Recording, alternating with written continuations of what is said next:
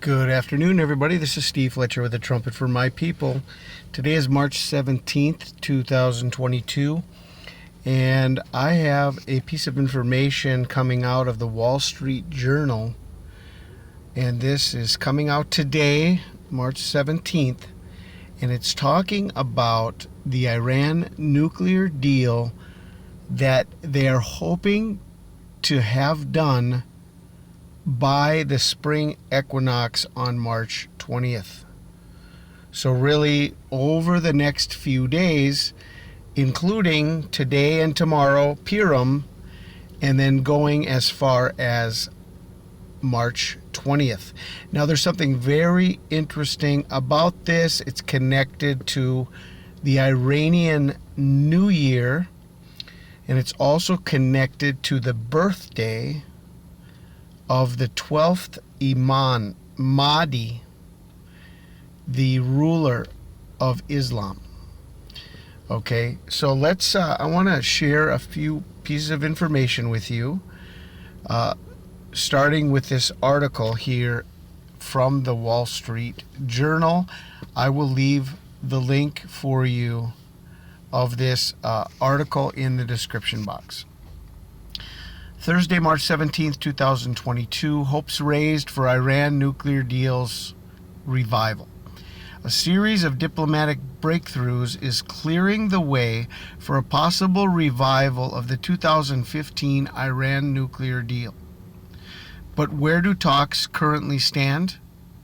And why has the situation surrounding them, from Iran's nuclear capabilities to global demand for its oil, changed since the original deal was struck? Wall Street Journal's Lawrence Norman joins Wall Street Journal What's News host Luke Vargas to discuss. Luke Vargas.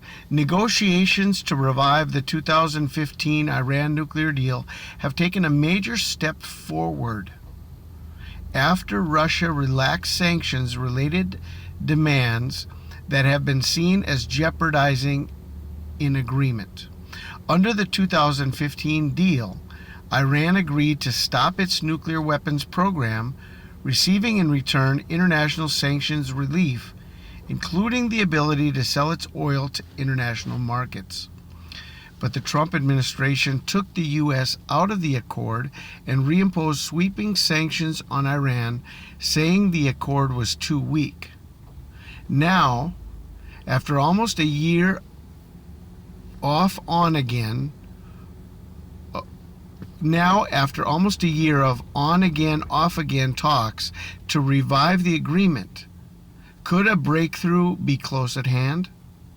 I'm Luke Vargas from the Wall Street Journal, and I'm joined now by WSJ's Lawrence Norman. He's been following the talks from Berlin. Lawrence, welcome. Lawrence Norman, nice to be with you. Luke Vargas, where are we now in these negotiations?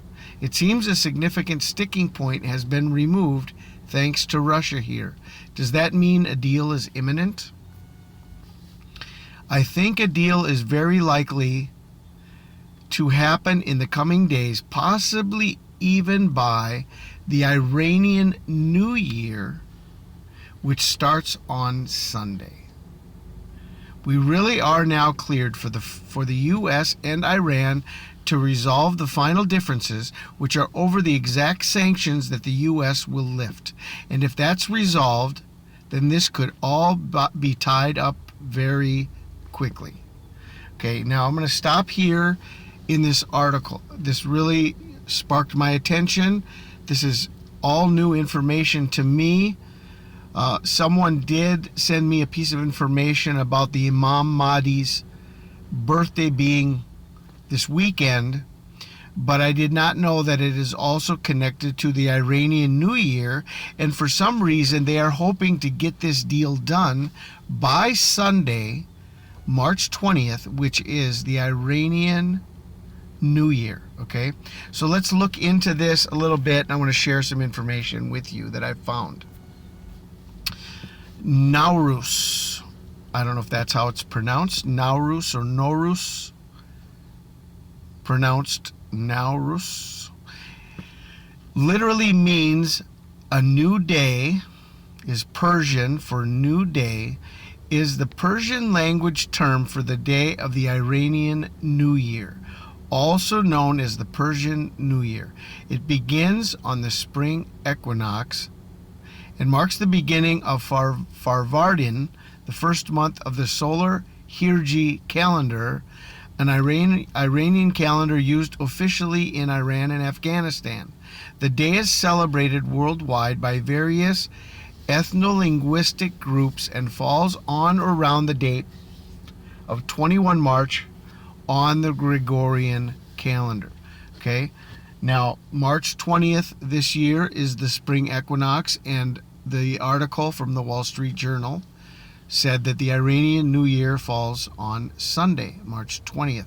So whether it's March 20th or March 21st, this is the timing of the Iranian calendar. Their New Year is every year at the spring equinox.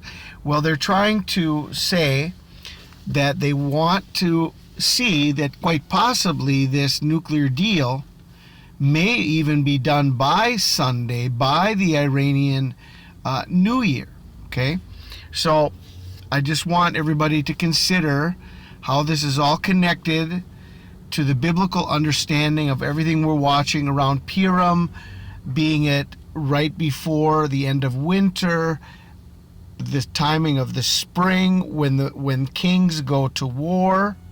Okay, Jesus said, "Let your flight be not in winter, on the Sabbath." Okay, so this weekend is the last Sabbath, the last weekend of winter. It's connected to Purim. It's also connected to the Iranian New Year. And they're trying, they're right now on the verge. They've been saying for the last number of days that this Iranian nuclear deal, this Iran nuclear deal, may be settled within days. Okay, so we're definitely at a point where it could be signed at any moment. Okay, now will this end up lining up with the Iranian New Year? Now, the other thing about this, if we go here and look up national holidays in Iran in 2022, apart from the fact that the Iranian New Year is on the spring equinox, this year the birthday of Imam Mahdi, the 12th Imam Mahdi, which is the savior of Islam, okay, the savior of Islam, the 12th Imam Mahdi, his birthday is March 18th. Okay, so now we are not only connected to the Iranian New Year and this weekend of the spring equinox, but we're connected exactly also to the last day of Purim on March 18th. How is this all going to play out? Okay, let us take a look at one more piece of information. I want to read with you the significance of the 12th Imam of Islam. The birthday of Imam Mahdi. In both the Sunni and Shia branches of Islam, it is believed that the 12th Imam would be the final Imam who would be the Mahdi or guide for humanity until the Day of Judgment. About 1200 years ago, according to Shia tradition, Imam Hassan Asghari, the 11th Imam, gave birth to a son, Muhammad. Because of the ruling Abbasid caliph's crackdown to avoid the birth of the 12th Imam, Asghari kept the child's birth secret and informed only close companions of the existence of his successor. Aged 5, Muhammad al-Mahdi disappeared on the same day that his father died. Okay? Sounds like Star Wars. Anakin Skywalker, Darth Vader, who ended up in complete obscurity until his reappearance as Darth Vader, and then this whole story. Well, anyway, I don't know where that came from. Sorry about that. Anyway, this whole connection here is that Imam Mahdi is the final Imam who will be the Mahdi, or the guide for humanity until the day of judgment. Well, what do you know that his birthday is on March 18th, Purim, in 2022.